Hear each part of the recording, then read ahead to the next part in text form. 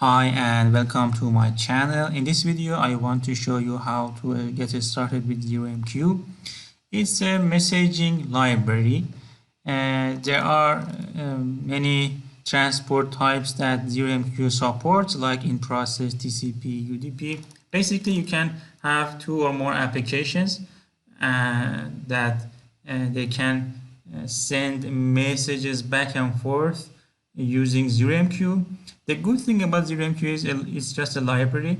You can add it to any project just with a NuGet package, and there is no installation involved. There is no middle tier, something like RabbitMQ that you have to install a broker with a server that receives messages and publish them to other services.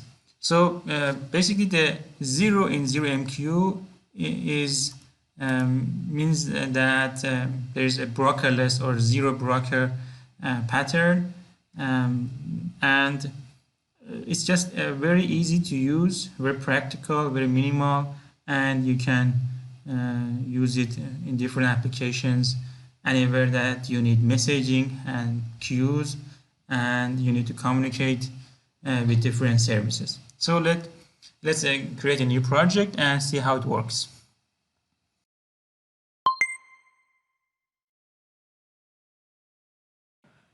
So I have a solution in here, and let's create a new project. I want to add a new console application, and let's name the first one Earth and create it. The other application that I want to create is Mars. Basically, you want to create a messaging system between Earth and Mars, and I'm using .NET Core 5 preview, but obviously you can use other versions.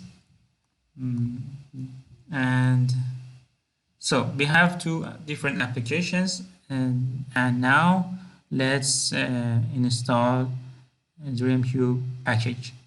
According to ZeroMQ documentations, there are different NuGet packages that you can use for C# or .NET, but the recommended one is NetMQ, so we are going with it and install this package NetMQ. I have to install in the both packages and in both applications, and let's do it here very fast.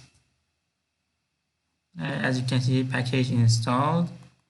So in here I have my Earth application, and let's create a new socket with ZeroMQ. And to do that, I'm going to go with using var socket new and request socket.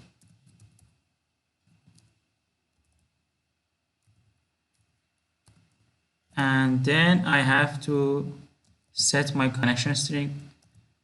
Let's use TCP, and then we are going to go with localhost, and I have to specify a port here. Let's go with 500. Next, I'm going to ask a user to enter a message, and to do that, let's create a console write line and ask for a message. Then we are going to get the message using console wait line, and then we are going to send it through ZeroMQ. And to do that, I use socket send frame,